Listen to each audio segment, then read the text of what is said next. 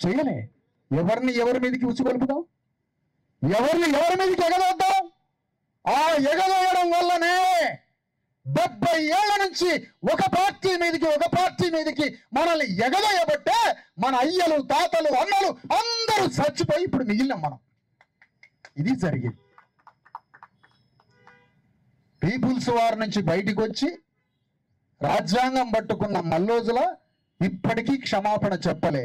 నా వల్లనే వేలాది మంది చనిపోయారు అని. ఎందుకు క్షమాపణ చెప్పలే? నువ్వు మొన్న లొంగిపోయినవా? అసలు 35 ఏళ్ల క్రితమే లొంగిపోయి లోపడిపోయి మొత్తం పీపుల్స్ వార్ లో బీసీఎస్ఎస్టీలు చంపించినవా? ఫడ్నవీస్ శర్మతో మల్లోజుల శర్మ కలిసిండు. ఎందుకు ఈ మాట అంటున్నంటే, మన ఉద్యమంలో ఒక్క నెత్తురు చుక్క పడకుండా తెలంగాణలో బీసీలకి 42% చట్టాన్ని సాధించాలి మనం. ఇక దారు వచ్చింది, ఇక సరిపోయింది దారు, బలైపోయింది దారు. అంబేద్కర్ తన రాజ్యాంగం గురించి ఒక నెత్తురు చుక్క పడకుండా, ఒక హింస జరగకుండా భారతదేశంలో సామాజిక, ఆర్థిక, రాజకీయ విప్లవాన్ని సృష్టించేదే నా రాజ్యాంగం అని చెప్పాడు అంబేద్కర్. ఇక నెత్తురు పారద్దు తెలంగాణలో అయ్యా. మన అయ్యలు పారించిన నెత్తురు చాలుగా. అందరినీ చంపుకున్నాం మన అయ్యల్ని. ఆవేశంతో, నీతితో, న్యాయంతో. ఎక్కడ అన్యాయం జరిగితే తట్టుకోలేక అన్ని పార్టీల నినాదంలోకి పోయి అందరం చచ్చిపోయినాం. ఇక వద్దు, శాంతియుతంగా అంబేద్కర్ తాత్విక జ్ఞానంతో, ఫూలే ఆలోచనతో, కాన్షీరాం చతురతతో ఉద్యమాన్ని మొదలు పెడదాం, జ్ఞానంతో మొదలు పెడదాం. ఇక్కడ ఒక అతిపెద్ద కార్యక్రమం జరగబోతుంది. చాలా జాగ్రత్తగా ఆలోచించాలి. తెలంగాణ గడ్డ మీద ఉన్న 2.5 కోట్ల మంది బీసీల యొక్క ఉద్వేగాన్ని, ఎమోషన్స్ ని, వాళ్ళలో ఉన్న అత్యంత కసి ఏదైతే ఉందో 9th షెడ్యూల్ మీద వాళ్ళకి శాశ్వత చట్టం కావాలి అనే 2.5 కోట్ల మంది బీసీల ఉద్వేగాన్ని బీజేపీ పార్టీ మీదికి ఎగదోస్తే ఎట్లుంటది అని రేవంత్ రెడ్డి ఆలోచిస్తున్నాడు. ఎంత భయంకరమైన వ్యూహం!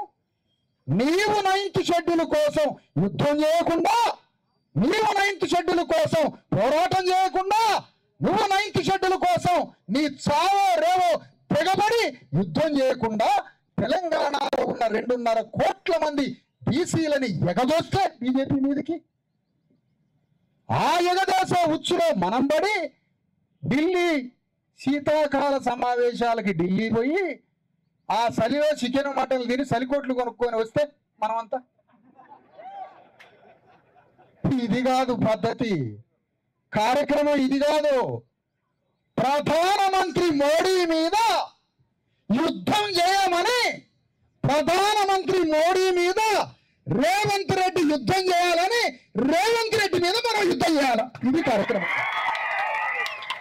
ఇది వ్యూహం, ఇది ప్రణాళిక, ఇది వ్యవహారం. మనోళ్ళుగా చలికాలం రాగానే ఢిల్లీ పోవటం, పార్లమెంట్ ముందు జంతర్ మంతర్ ముందు 2 రోజులు, ఆ ఎంపీలో ఈ ఎంపీలో హోటళ్లలో బిర్యానీలు పెట్టేయటం, ఛార్జీలు ఇవ్వటం, ఫ్లైట్ టికెట్లు కొనియటం. శక్తి ఉన్నాడు ఫ్లైట్ పోతాడు, లేకపోతే ట్రైన్కి పోతాడు, లేకపోతే తెలంగాణ ఎక్స్ప్రెస్ లో బాత్రూంలో కడ కూర్చుంటూ పిచ్చి పెట్టినాడు మనోడు. అది కాదు, దీనికి శత్రువులు ఎవరు? ఎనిమిని డిక్లేర్ చేయకపోవడమే బానిసత్వం. బానిసత్వానికి స్వధర్మం తెలియదు, బానిసకి కళ్ళు కనపడవు, బానిసకి మనోనేత్రం తెలియదు. కాబట్టి మన బానిసలంతా శత్రువును గుర్తుపట్టట్లే, శత్రువు ఎవరో చూడట్లే. ఒక పద్మశాలి బిడ్డ 2000 సంవత్సరాల నుంచి బట్ట నేసి భూమి లేదు, తిండి లేదు,